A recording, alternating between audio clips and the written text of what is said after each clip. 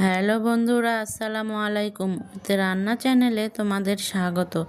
আজকে তোমাদের সাথে শেয়ার করব খুব মজাদার কালো জিরা দিয়ে ডাঁটা শাকের ভর্তা রেসিপি। প্রথমে আমি এখানে শাকটাকে কুচি কুচি করে কেটে ভালো করে পরিষ্কার করে ধুয়ে নিয়েছি।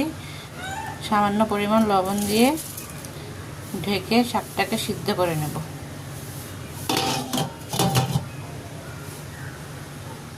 শাকগুলো ভালো করে সিদ্ধ করে নিয়ে পানি ঝরিয়ে নিয়েছি। এখন চুলায় একটি কড়াই বসিয়ে দিয়েছি।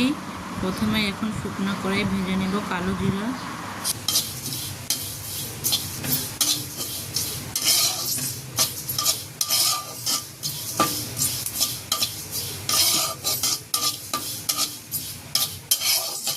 কালো জিরাগুলো হালকা করে ভেজে নিয়েছি। এখন এগুলো ঢেলে নেব।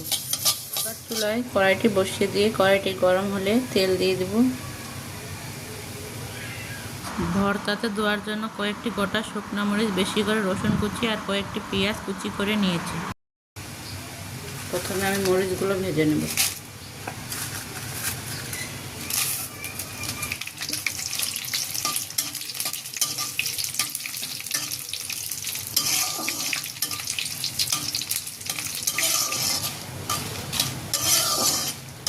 মরিচগুলো মচমচে করে ভাজা হয়ে গিয়েছে। এখন মরিচগুলো তুলে নেব। মরিচগুলো তুলে নিয়ে এখন দিয়ে দেব রসুন কুচিগুলো। রসুনগুলো ভেজে নেব।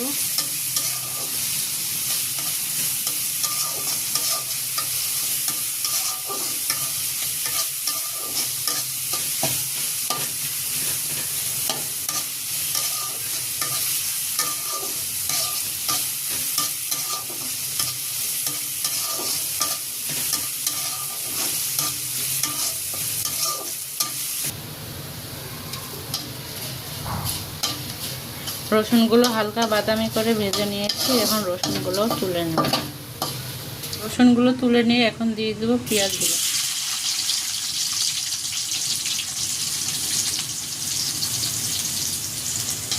পেঁয়াজগুলো ভেজে নেব। পেঁয়াজগুলো হালকা ভেজে নিয়েছি। এখন পেঁয়াজগুলো তুলে নেব। সব শেষে ভেজে নেব সিদ্ধ করা শাকগুলো। শাকগুলো একটু ভালো করে ভেজে নেব।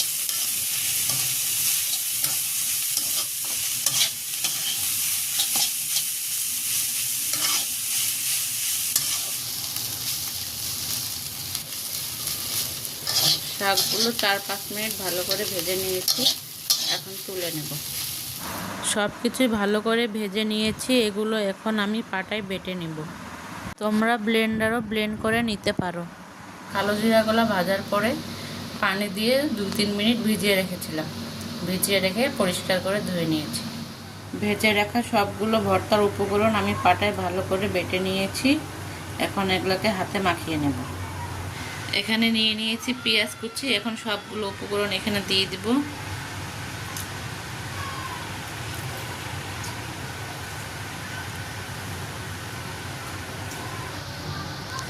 দিয়ে দিব পরিমাণ মতো লবণ।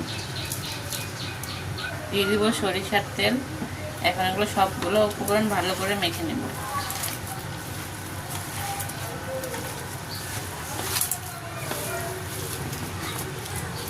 সব কিছু ভালো করে মেখে নিয়েছি।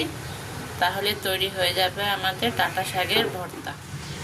বন্ধুরা, তৈরি হয়ে গেল আমাদের কালো জিরা দিয়ে ডাঁটা শাকের ভর্তা রেসিপি। আশা করছি রেসিপিটা ভালো লাগবে। ভালো লাগলে অবশ্যই বাসায় ট্রাই করবে। আজ তবে এখানেই শেষ করছি। ভালো থেকো, সুস্থ থেকো। আল্লাহ হাফেজ। আসসালামু আলাইকুম।